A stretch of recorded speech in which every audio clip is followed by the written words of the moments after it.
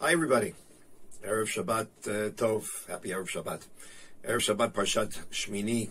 First Shabbat after Pesach, and the parsha itself, Shmini, is chock full of ideas and possibilities, all of which I'm going to enjoy. I hope we enjoy. All of which I'm going to ignore in this brief Dvar Torah. The parsha itself addresses, first of all, the tragedy that took place in the family of the high priest Aaron during their dedication, during their ordination, during the celebration of their entry into their position. When Nadav and Avihu, the older two children of Aaron, offered foreign fire before God, whatever that means. And the parsha opens up possibilities for discussions of innovation ritual and the appropriateness or inappropriateness of innovation of ritual. It opens a question of how does one respond to tragedy itself. The verse that is mentioned, that the Torah describes the fact that Aaron and his other sons, his remaining children, were not to mourn for the two sons who had died, and that the Jewish people as a whole would do that.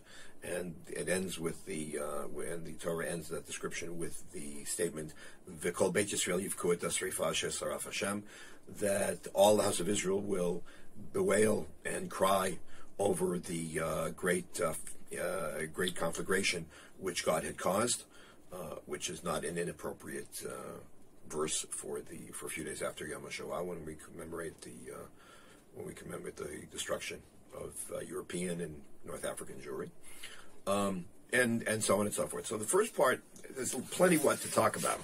The second half of the parsha is no less interesting. It's all to do with laws of kashrut. The question is, how do they go together? You could discuss that as well. But I don't want to talk about any of that. I want to talk about something which is ostensibly totally trivial. But sometimes the most trivial things are the most important, especially when it comes to customs. One of the things that I've discovered in my research, and which confirms something, not that it needs to be confirmed, but confirms something that I learned many, many years ago from Mori V'Rabbi Rav Soloveitchik, Zechem Tzadik Livracha, whose yard site actually was during Pesach, is that popular customs that people embrace enthusiastically, are incredibly significant for taking the measure or the full measure of the spirituality and the values of a community. They bespeak deeply embedded normative orthodox norms. They're generally not heterodox, if ever, and they serve a very important function in spiritual life and in the self-image of the Jew. There is a custom which has enjoyed incredible popularity and increasing popularity over the past, 5 years, 10 years, to make a Shlissel Challah, to bake a challah, or to make all the chalot on the first Shabbat after Pesach in the shape of a key. Or you put keys in the challah, just make sure you don't bite into it, or you decorate them with keys, and this is taken off like gangbusters.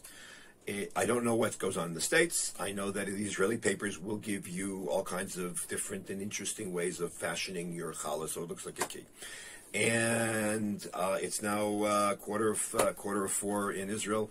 I'm sure if I go onto Facebook, or I go onto Instagram, or if I go onto TikTok, or wherever, I don't go into TikTok, but wherever it is, I will find that there are just literally that the whole Jewish social media is flooded with pictures of challahs that fit into one of these categories. So the question is, first of all, where'd you get such crazy, where did this custom come from? It doesn't seem to make any sense. And what's got to do with the first Shabbos after Hanukkah, after Pesach, and beyond that, what does it speak? I mean, the enthusiasm. What does it seem to me? So if you ask the average person who is a bit in the know, they'll say that that making a challah in the shape of a key is a skula. It is a mystical action which will help to guarantee the fact that you can make a living, that you can have parnasah, which is something which we all struggled for, and ever since the curse of Adam and Eve, that you make money, you eat bread by the sweat of your brow. Making a living and paying your bills and providing for your family is the first thing that you think about in terms of one's cares in this world. So that somehow, on a mystical level, if you make challah in the shape of a key, then that'll help to guarantee that you'll be able to make a living.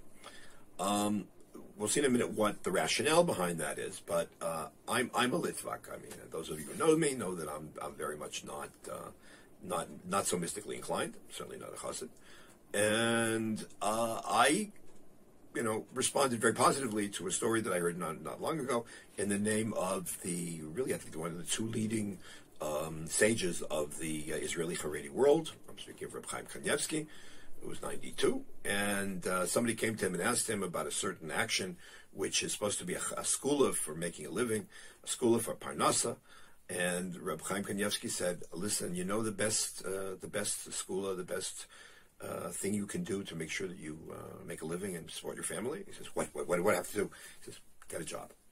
So that's more or less where I'm at. However, it is also true that both the historian in me and the Rav in me has to ask himself, that's all very well and good, but why is this custom taken off like gangbusters?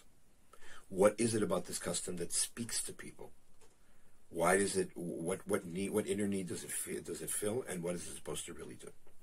So the origins of the custom, as early as I can find, on the research that I've seen, and they've done, and other people have done research, is the first mention is by the Abda Rav, Rabbi Avram Yeshua Heschel, who was an ancestor of Professor Heschel, among others, who was known as the Ohev Yisrael, he who loves Israel, which is the name of loves every Jew, and that's the name of his book.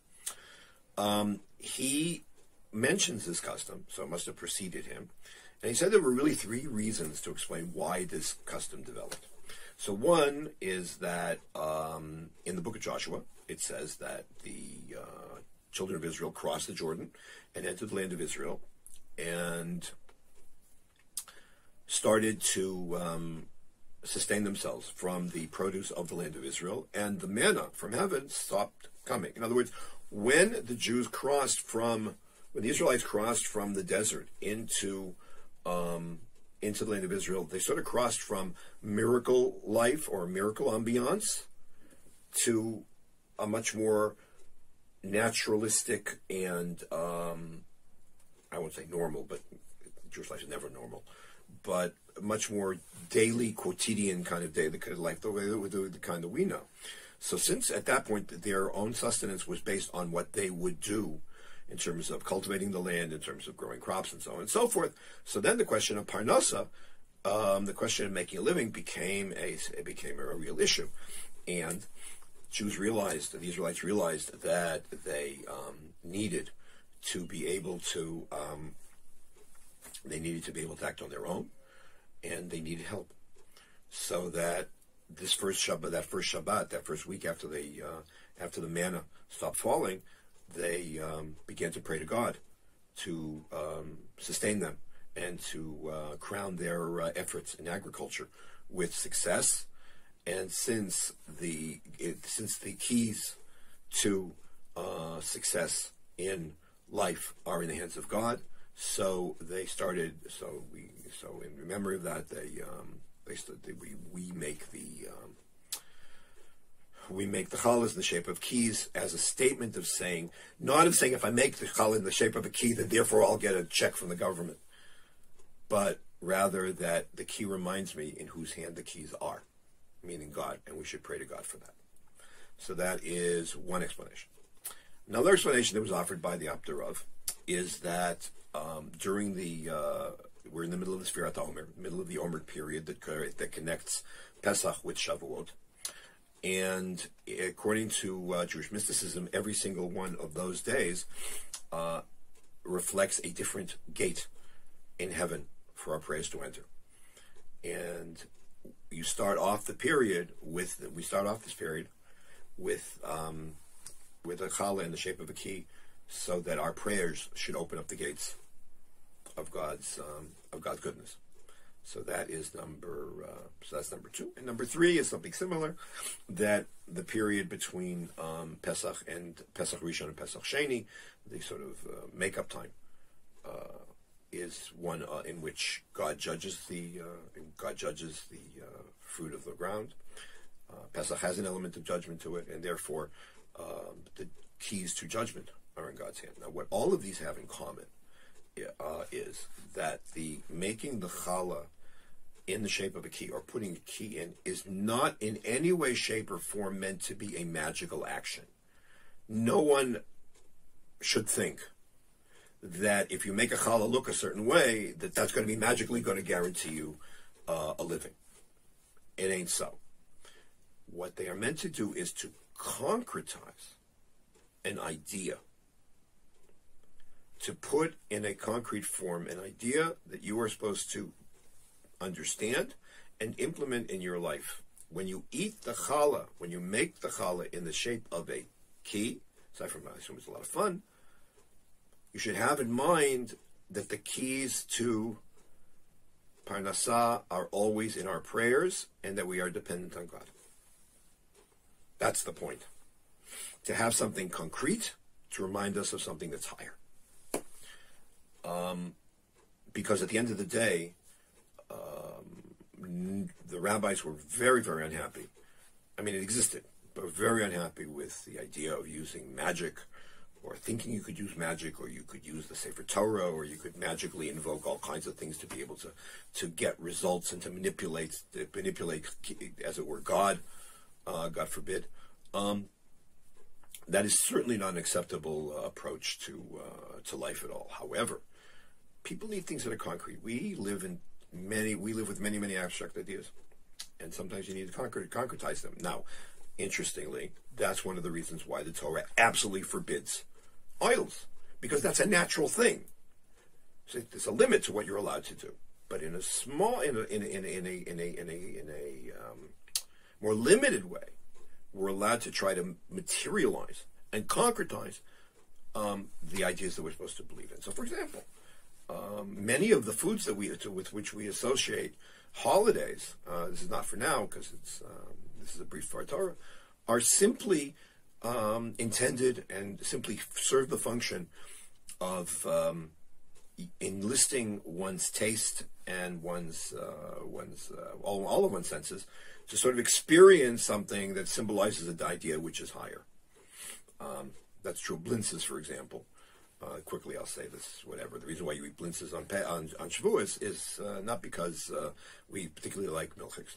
It's really because blintzes hide that which they contain, unless they're blueberry, right? And when the Jews accepted the Torah, they said, "Na'aseh v'nishma." We will accept the Torah, and then we'll hear what's inside it. Similarly, when you eat a blintz, you make a commitment. You first bite in, and then you find out what's inside. And what's inside is sweet cream. Something sweet, something good, something sustaining.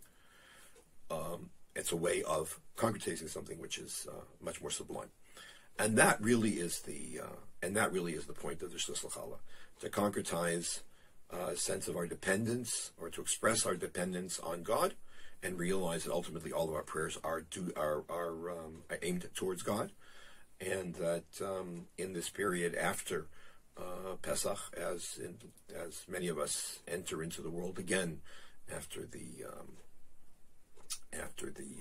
being blocked in during Corona, we're on our own, but we're not on our own. The key to our success as we enter out into the world is, in fact, by praying to God, who has the keys to everything. The danger is that somebody might end up thinking that the action is an end in itself. That is a form of idolatry. That is a form of avodah zarah. That's not acceptable. It's a very thin line between the two. And part of the challenge of this kind of custom, part of the challenge of life in general, is to know the difference. Is to look at the world, as Maimonides says in the 2nd chapter of the Mishnah Torah, to look in the world and see it only by itself, or to look at the world and to see it as an indication of He who created it and He who guides it, and to have the humility to say, you have the keys, and we pray that you use them for good. Okay, Shabbat Shalom.